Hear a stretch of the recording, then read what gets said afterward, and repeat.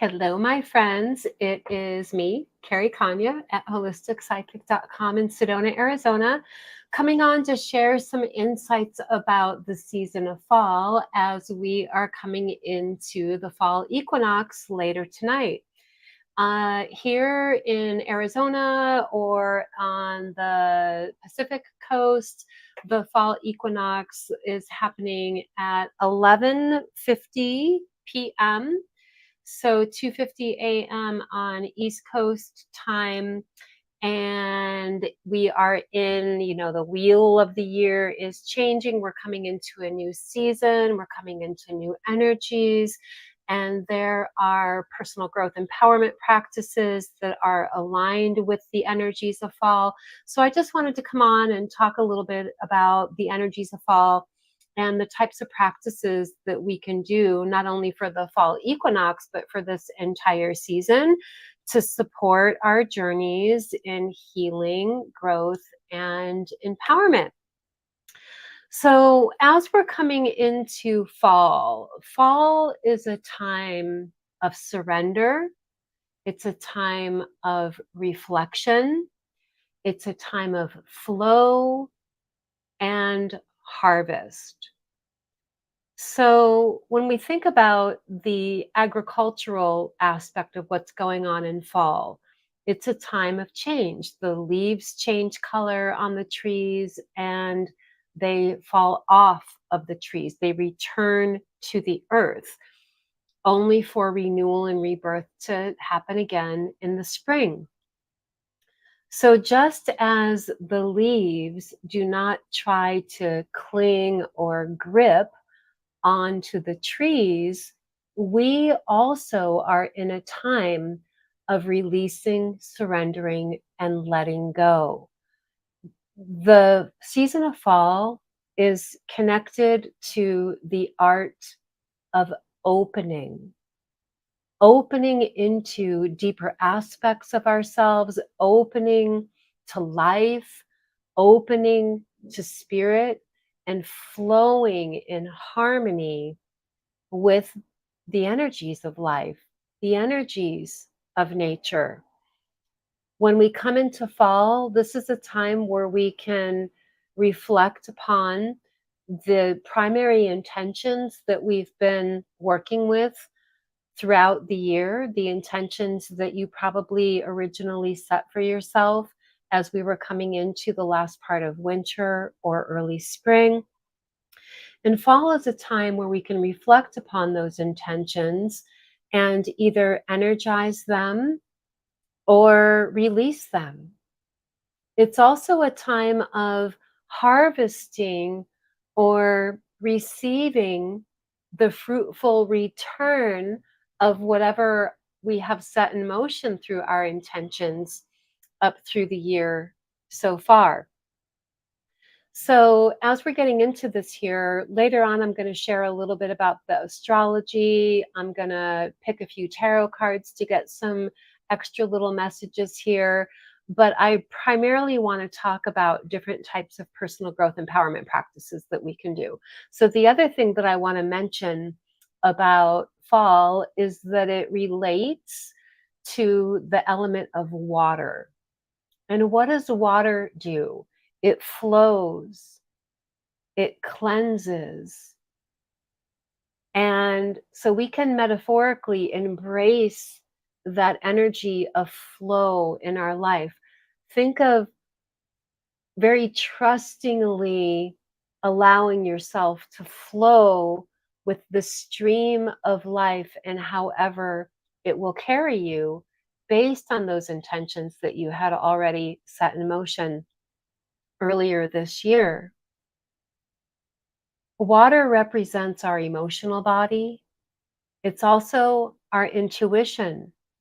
So this is a time, the fall time of year is the most empowering time of year to do emotional healing work. It's the best time of year to work on developing your intuition, which is why I teach my intuition course in the fall. For those of you who might want info on that, I'll put a link down below. after I'm finished with this live stream here. And our emotional body is also connected to the second chakra. The second chakra, the sacral plexus chakra, relates to the element of water and our emotional well being. It's our sensing, feeling body. It's also connected to creativity. So, this is a really good time of year to let your creativity and your creative inspiration be what guides you along the lines of flowing with however those intentions you set for yourself earlier this year are manifesting. One of the things that you can ask yourself is, what is ready to be harvested in my life right now? Energetically, metaphorically, literally. What am I harvesting? What is again, the fruit of the efforts that I've been intending and setting in motion through the coming year? How is that shaping up? Again, this is a time of energizing those intentions, perhaps releasing those intentions. Sometimes we have to, excuse me, a little itch. Sometimes we have to release our attachment to our intentions so that they can come into full fruition and manifestation. And so let me talk a little bit more about some of the empowerment practices that we can do here. Okay, I have a little list. I want to make sure that I don't forget anything. So, on a personal ceremony or ritual level, an amazing practice that we can do is to take a ceremonial bath using Epsom salts, essential oils, create a little sacred space for yourself while you're taking a bath, maybe light some candles. And when you're in your bath, what you're doing is you're merging with the element of water. I like to think of letting the element of water literally absorb through my skin into the cells of my body to support that deeper opening into yourself. Invite there to be more of a flow of movement where perhaps there's been old emotional, energetic densities or stagnations building into your body.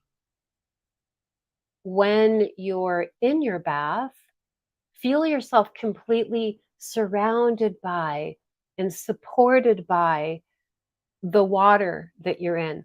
Let the element of the water bring teachings into your awareness about how you can more flow with life, how you can release and let go whatever's ready to be released. You can breathe deep into the body, like you're inhaling the essence of the water element into your body, inviting it to internally flow into all the spaces within you that you feel that there could be some energetic, again, densities, stagnations, constrictions. On the exhale, let those old emotions just flow out of you. And then when you're finished with your bath, of course, you're unplugging it and letting the water drain.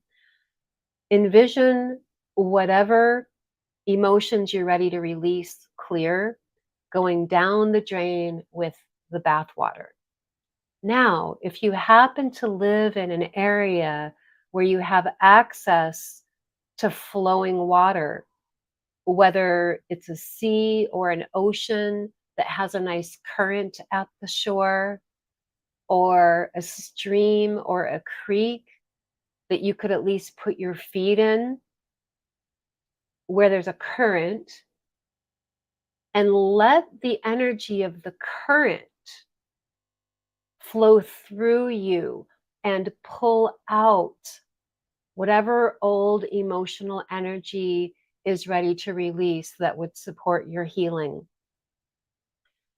If the water that you have access to nearby, if you do live in an area that's conducive to that, if you can fully lay down in the water, it can be shallow water with a current, a stream, and you're just letting that just flow through the molecules of your body, energetically clearing and cleansing you. That's a really good personal ceremony that you can do to support your emotional healing and the return of your emotional well-being, not only during the fall, first few days of fall as we're coming into the equinox here, but really throughout the entire fall season.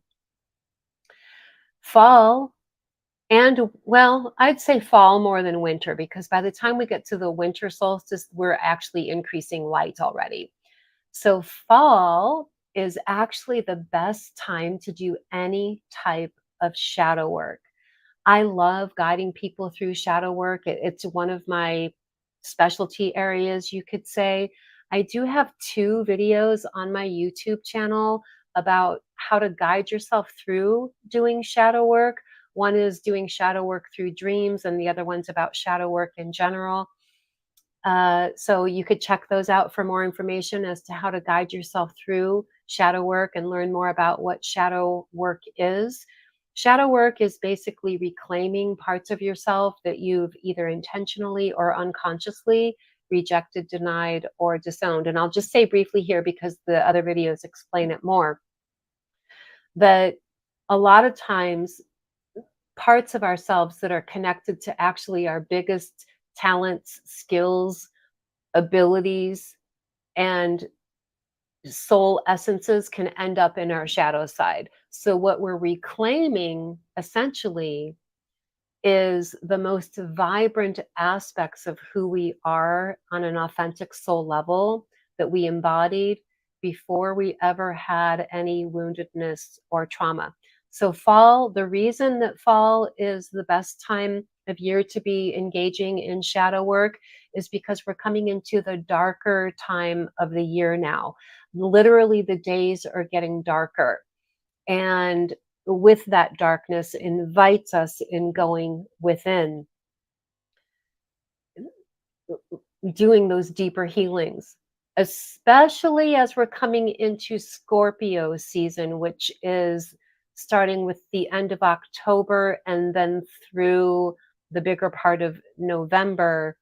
We're in Scorpio season, and that's the very best time to do shadow work because Scorpio represents the archetype of alchemy. It's all about transformation and alchemy. So while we're coming into Libra season now, you could be, getting your feet wet with shadow work, learning about it more, and then delving deeper into shadow work later this fall while we're in Scorpio season. I do offer guided shadow work sessions that I do with people in person here in Sedona at my healing center. But I also offer this. This is a session we can do remotely through video chat as well. If any of you are interested, just reach out to my website, holisticpsychic.com, and you can learn more about my shadow work sessions and book your appointment. So one way of doing shadow work is journaling. And at the end of this video, I'm going to leave you with some journaling prompts that are especially for emotional healing during fall. So be sure to stay tuned to the end of this. But journaling is a strong empowerment practice for fall because it brings insightfulness and it invites us to deepen that connection with ourself, which is what fall is all about on those shamanic or personal growth, spiritual awakening levels. Practicing gratitude, being grateful for the blessings that are in your life. We're not doing it because it draws abundance to us. That's not the reason for doing it. But the side effect of practicing gratitude is that it does keep you in a flow of abundance. But what I love about practicing gratitude is that it just makes me feel good. I feel good in my life when I wake up in the morning and I'm just being aware of being grateful for waking up in the morning, being grateful for my morning time that I love, being grateful for my day ahead, being grateful for food, being grateful for whatever. Practicing gratitude makes us feel good. Practicing gratitude is a practice, a gift that we have for the universe that's for us. Just like praying is a gift that spirit gave to us for us so that we can feel connected to spirit. Spirit, God, universe, cosmic consciousness, whatever you call it, does not need us to pray to it. It's a gift that we are given by spirit so that we can feel connected to spirit.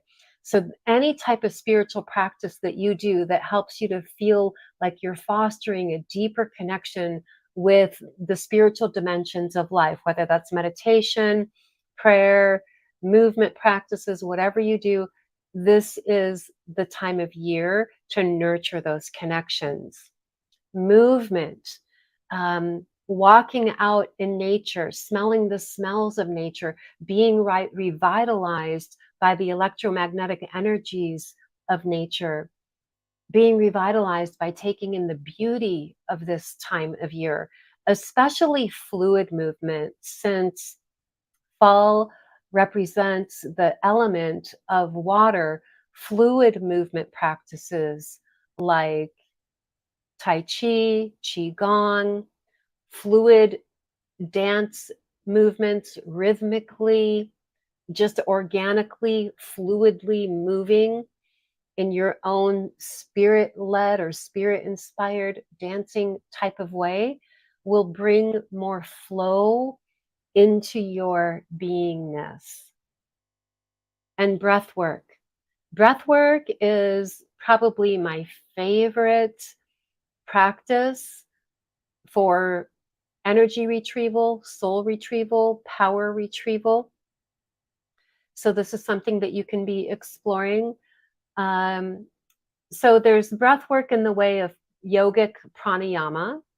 And then there's more deep, intensive breath work practices that we can do that really serve to deeply regulate the nervous system, which is why it's really good for not only healing trauma, but reconnecting us with the deepest and most expansive aspects of who we are. So, in your community, a good resource for finding out more about breathwork possibilities is yoga studios. Yoga studios will often, what I want to say, host group breathwork with live sound healing type events. You can find breathwork practitioners to work with. I am a breathwork practitioner and work with breathwork with people all the time here in Sedona. It is something that you can do online, but honestly, that is a session that's better to do in person with a practitioner.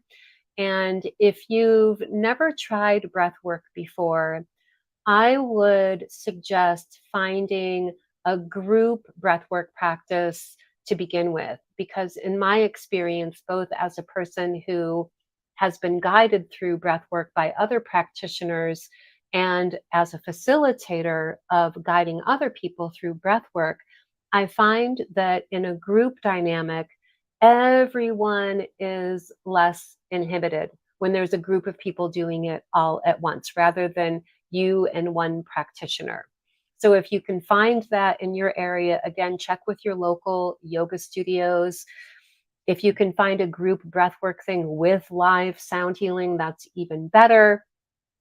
And so, yeah, delving into all of those things, deepening your connection with yourself through nurturing whatever you need to feel in your emotional wellness, whatever you need to feel safe and secure and flowing with where the stream of life is taking you.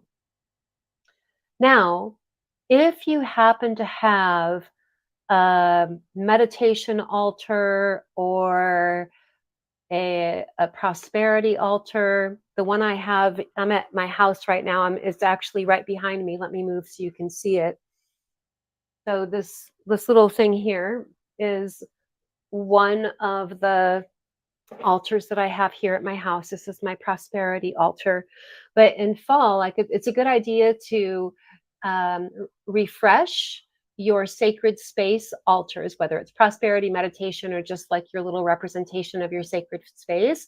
Refresh it every season. And since fall represents the art of opening and the element of water, I would suggest placing things on your altar that represent water. It could be a little bowl of water with flowers in it. It could also be a gemstone that represents water, like I'm literally wearing this aquamarine ring today. You could get a bigger piece of aquamarine and put it on your altar. You could put things on your altar that represent the second chakra, the sacral plexus chakra, because that also represents the element of water.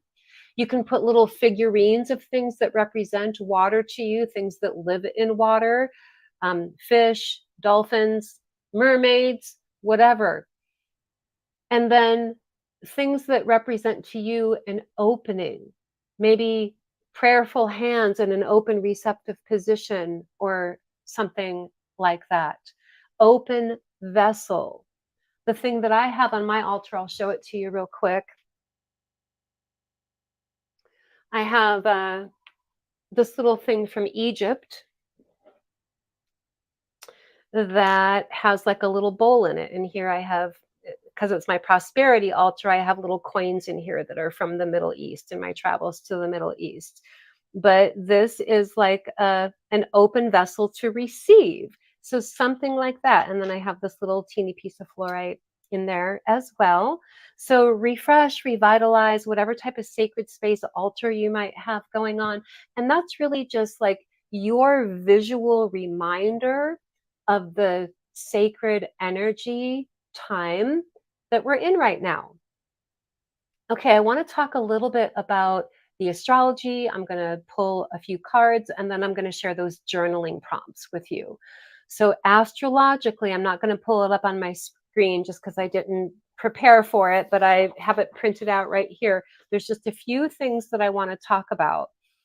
So as we're coming into the exact equinox time, which is 11:50 p.m. Pacific time, 2:50 a.m. East Coast time. So tomorrow, the 23rd, is the first full day of fall, we can say. So on the actual equinox time, we still have that grand trine going on right now between the sun, Uranus, and Pluto. And the sun is opposite Neptune and Pisces. So let me just talk about that. I talked about this in the last video that I did because we still had this going on.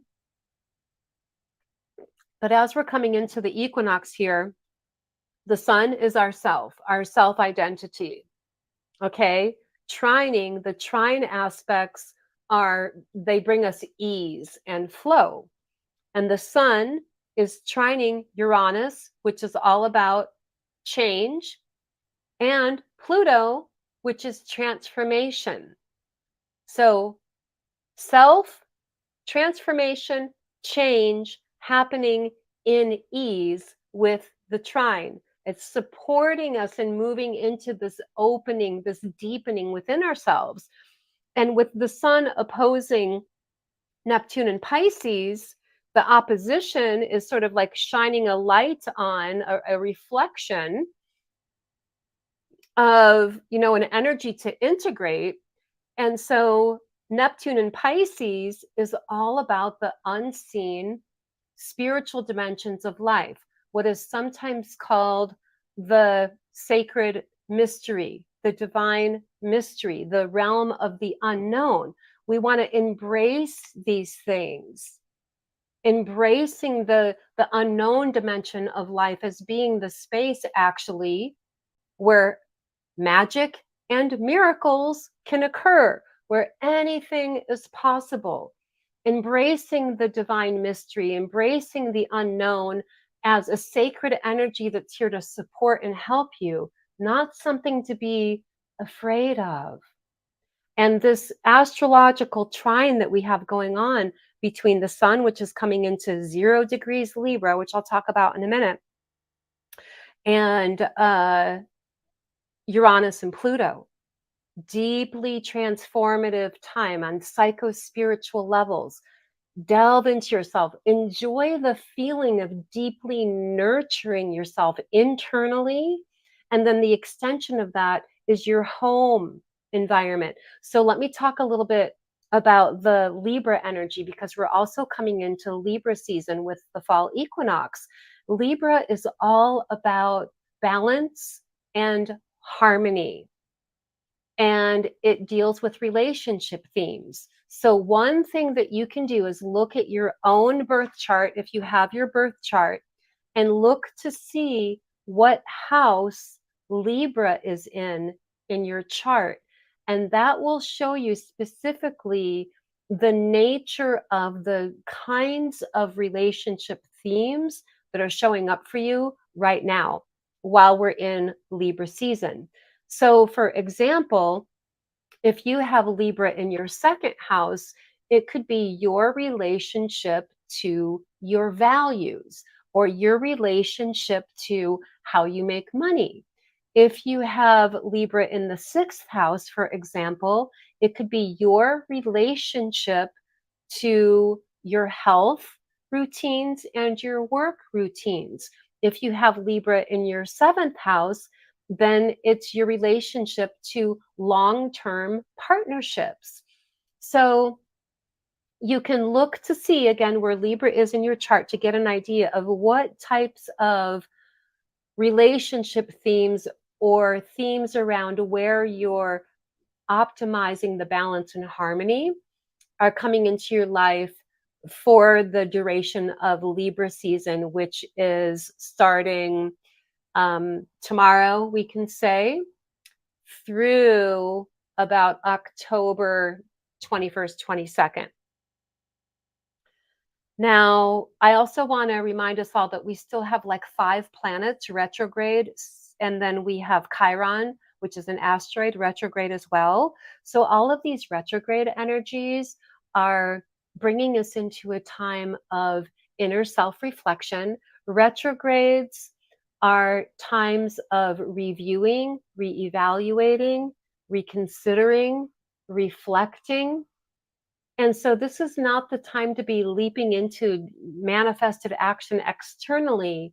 It's a time of internally, again, deepening, honing, nurturing, reflecting upon how far you've come this year and perhaps where you want to go from here.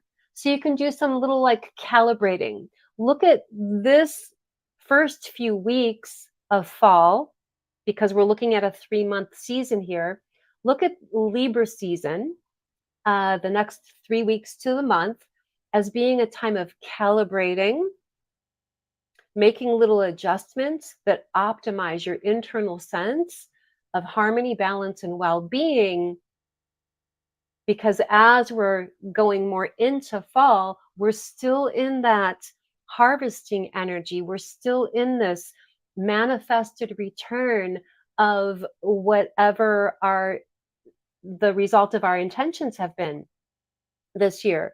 Throughout my life, fall is my favorite season, but it's also always been very transformative for me, where like something significant shows up inevitably every fall, especially around the end of October, Scorpio season, that is a pivotal point for me. And because this is a time of transformation and harvest, I invite you all to really just be aware of what's showing up for you in the way of what feels like it's supporting what your intentions have been, and in the way of, what you're surrendering or releasing that is no longer aligned for you or no longer needed for you or no longer supportive of you.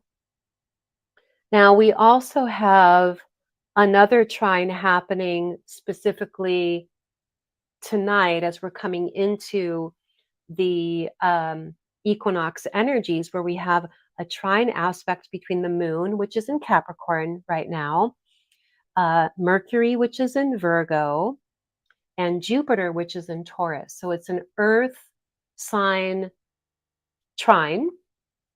And with these energies, the moon in Capricorn helps us to be a little bit more pragmatic about our emotions so we can reflect upon what's going on emotionally without feeling emotional, which is good.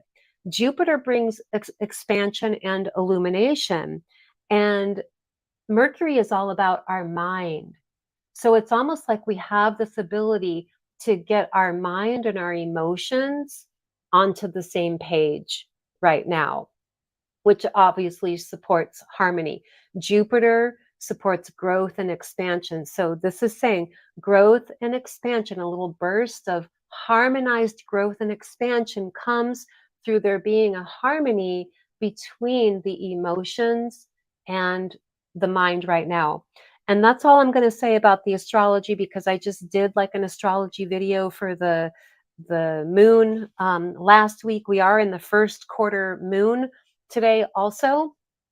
So this is a good time to remember, if you set new moon intentions last week, to revitalize those as well. So let me go ahead and pull a few cards for all of us. So this is going to be like a collective reading in regard to the energies we're coming into with the fall equinox. And then let me tell you this real quick too. With the journal prompts that I give you at the end of this video, you can ask yourself the questions of the journal prompts and then write down what comes to you. But you can also pull your own cards. If you have an oracle deck or a tarot deck at home, you can pull a card for each journal prompt to give you some additional insight for yourself. I love doing things like this. So anyway, let me go ahead and I'm just going to pick 3 cards. When I do a 3-card spread, I like to look at, okay, what's the energy, how to work with the energy, and then what the result of working with that energy is going to be. So let me just take a moment here and select these cards. Here's 1, 2, and 3. Okay, so we have the Queen of Cups reversed, the Tower, and the 5 of Wands. They're all showing up reversed. When cards, I'm going to show you what they look like right side up, but I just want to say, when the cards show up reversed, it's not negative or bad or anything like that. It just changes the meaning, but it's a little bit different depending on the card and the person that you're reading for.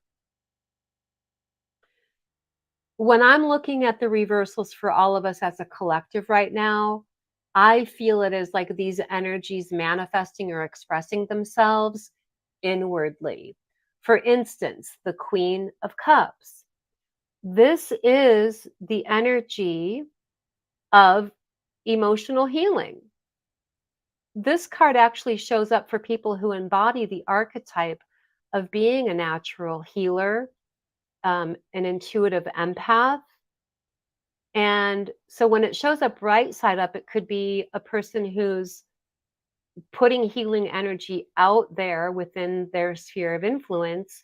And when it comes up reversed, it's you calling in healing energy towards yourself. The Tower card showing up, when the Tower card shows up, this is an energy that shakes the foundation of our reality so that we can recalibrate, basically. So this is connected to the letting go aspect of the energies that are showing up right now, the releasing, the surrendering, simply letting go of whatever's not serving you, not clinging, not holding on. The lightning that is in this card does represent flashes of insight, which is very much connected to the Uranus energy that I talked about. The transformation that comes with this card is very connected to the Pluto energy that's going on in that trine right now. So this is like, again, a shaking up of your usual reality in ways that might not feel directly in your control, but it's an energy that's here to help you. It's an energy that's here to support you in releasing or bringing things into completion or letting go of things that were not serving you or that you're ready to transition out of so that renewal and rebirth can happen. And then the Five of Wands showing up reversed. It's funny, this card came up. This card has come up a few times in readings with clients over the past few days. I find it interesting when these types of themes show up. So when the fives show up in the tarot, they always bring some type of challenge, but again, it's a challenge that's meant to help you. The Suit of Wands is about creativity. And when this card shows up right side up, it typically is life giving you challenges that stretch your comfort zone, but ultimately help you to hone in certain creative skills and to develop more mastery and confidence over whatever your unique creative skills are. So in the reverse position, to me, let me just take a look at this for a second here in the reverse position. I feel like it's not allowing yourself to feel defeated by challenges that might be showing up around you to navigate, but to really pull on or lean into your inner creative resourcefulness for navigating things that might feel like external challenges for you to navigate. This is a deep growth cycle for all of us. And it feels like when I'm looking more deeply into this, we're meant to rise above or beyond our old ideas of what we think we're capable of in order to reach new heights. That feels awesome. Let me know in the comments how this is all resonating with you. So let me give you those journal prompts. So these are questions you can ask yourself in a journal, but ask your soul. Don't ask your mind. Ask your soul. Go into a meditation, connect with your heart space. Use your intent to connect with your silent knowledge, your soul wisdom, and ask these journal prompt questions to that part of you. Okay, so number one, what am I ready to release? And again, if you have a tarot deck or an oracle deck, you can pull your own cards with these prompts to get additional insight for yourself. So number one, what am I ready to release? Number two, how can I optimize my internal balance and harmony? How can I optimize my balance and harmony? Think of internally, mind, body, soul, things connected to your emotional well-being, your thought processes, your physical health and well-being. But you can also look at how can I optimize my balance and harmony externally as well. Is there a way that I can optimize my external environment that's going to support my internal harmony and well-being? Number three, there's only four altogether. So number three, how can I support my emotional healing and wellness? How can I show up for myself in supporting my emotional healing and well-being? And then number four, how can I open to a deeper connection with myself, life, and spirit? How can I open to a deeper connection with myself, life, and spirit? So work with that over the next few days. I'm going to be coming on again next week for the full moon activation. So I'll see you all then. And there's still a few more weeks to sign up for my upcoming Empowering Intuition, Decoding the Language of Your Soul course. You can find more information about that on my website, holisticspsychic.com, or you can go directly to my new website that I'm creating specifically for hosting my online courses, which is earthwisdomschool.com. Once I'm done streaming the live here, I'll go back through and put the links to that in the description and also in the comments. But wishing you all a blessed and nurturing equinox. And I'm going to be celebrating right along with all of you in my own space here. And I'll see you next week for the full moon activation. All my love, blessings, and namaste.